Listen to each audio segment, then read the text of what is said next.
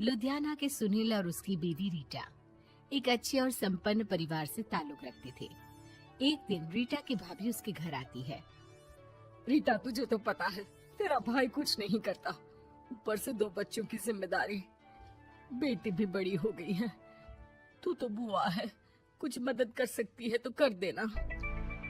कहाँ पैसे हैं भाभी, बस समझ लो किसी तरह हम लोग भी दिन काट रहे हैं। 2 ही तो कार है और मेरी बेटी भी बड़ी हो रही है। अब उसके लिए कार लेनी है तो 10 लाख का खर्चा तो लग ही जाएगा। तभी वहाँ सुनील आ जाता है। अरे शशि, क्या है, तू हमेशा पैसों के लिए परेशान क्यों रहती है?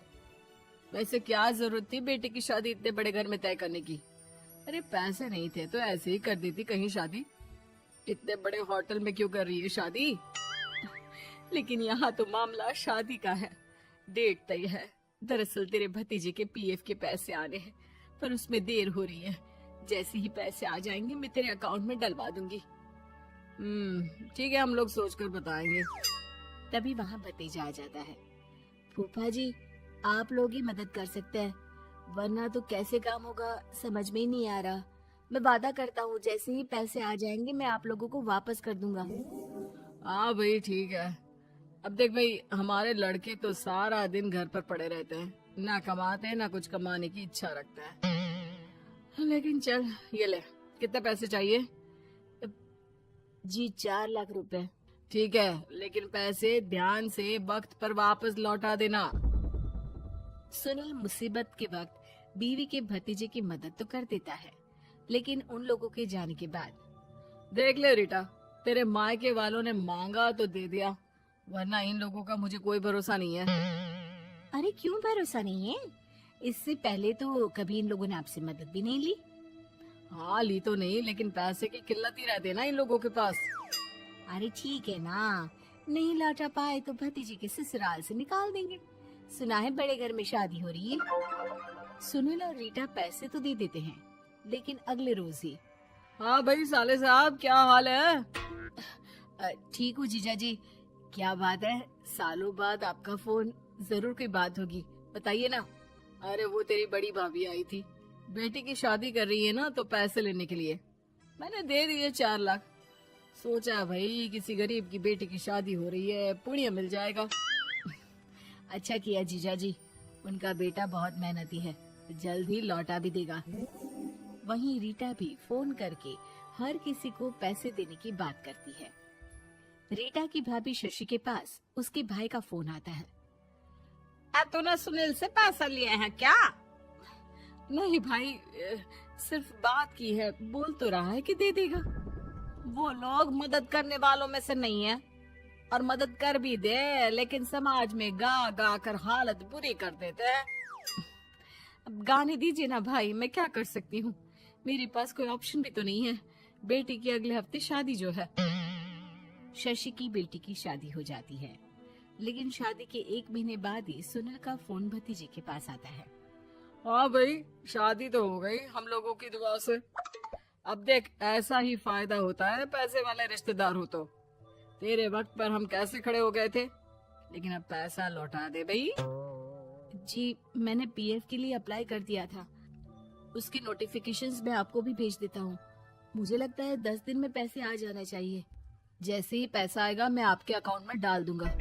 और ना जी ना, कोई नोटिफिकेशन नहीं चाहिए, पैसा चाहिए, पैसा। ठीक है अंकल, बस 10 दिन का समय दे दीजिए। अभी हफ्ता भी पूरा नहीं होता कि भतीजे के पास उसके गांव के दूर के चाचा का फोन आता है।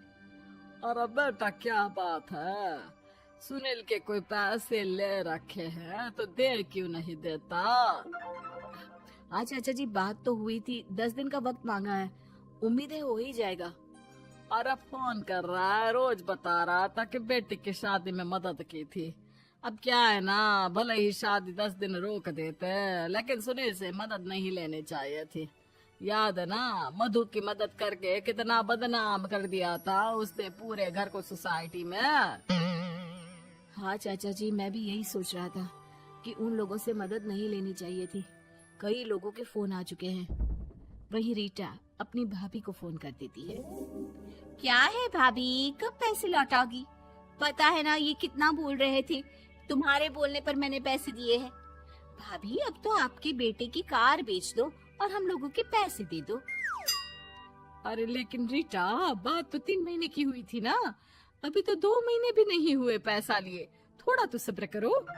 नहीं नहीं भाभी, वैसे मेरा बेटा टिक्कू आ रहा है आप लोगों के घर रहने के लिए, उसको अच्छे से खिलाना पिलाना, समझी। भाभी को समझ में नहीं आता कि वो क्या करे। वो बेटे से बात करती है। अरे माँ, इन लोगों से मदद लेकर सच में बहुत बड़ी गलती कर दी। मुझे खुद समझ में नहीं आता कि कैसे इन लोगों के पैसे जल्द से जल्द दे दूं। तभी डोरबेल बजती है और रीटा का बेटा टिक्कू घर में आता है। आओ बेटा, मामी के घर पहली बार आए हो रहने। आप पापा बोल रहे थे कि आप लोग पैसे का ब्याज तो दे नहीं पाओगे, तो तब तक मैं यहीं रह लूं। और हाँ, मैं एसी के बिना नहीं सो पाता। आप लोग अपना देख लेना और पैसे जल्दी लौटा देना, क्योंकि मैं थोड़ा जल्दी जाना चाहता हूँ। रीटा का फोन शशि के पास आता है। भाभी, पैसे कब तक दोगे? बेटी की विदाई के बाद शशि के घर का माहौल बिल्कुल बदल जाता है। वो हर वक्त बेटे से उसके पीएफ के पैसे पूछती, और पीएफ यानी कि सरकारी काम। आजकल में पूरा 1 महीना और बीत जाता है। भाभी, मैं और ये अमेरिका जा रहे हैं, घूमने के लिए पैसों की बहुत जरूरत है। रीटा, मैं पूरी कोशिश कर रही हूँ कि जल्द से जल्द पैसे का इंतजाम कर दूं, लेकिन पक्का नहीं बोल सकती। तभी सुनील का फोन भतीजे के पास आता है। देख माना 3 महीने की बात हुई थी पैसे लौटाने के लिए, लेकिन अभी मुझे पैसों की काफी जरूरत है। मैं अमेरिका जा रहा हूँ, तो पैसे मैंने किसी से ब्याज में पकड़ लिए हैं। तू हर महीने 4 लाख का 20,000 ब्याज डाल देना मेरे अकाउंट में। सुनील फोन रख देता है, लेकिन भतीजा काफी परेशान हो जाता है। वो ऑफिस से शाम को घर आता है कि माँ पूछती है, क्या हुआ बेटा? बेटा माँ को सारी बात बता देता है। माँ भगवान के सामने हाथ जोड़कर खड़ी हो जाती है और रोने लगती है कि तभी बेटे का मोबाइल पर मैसेज बजता है। माँ, पीएफ के पैसे आ गए। और वो ऑनलाइन ही सुनील के पैसे वापस कर देता है। भला हो भगवान का। लेकिन आज एक बात तो समझ में आ गई, मदद हमेशा उन लोगों से लो जो मदद के बदले आपसे मदद में दी गई रकम ही वापस लें, ना कि समाज में आपकी इज्जत।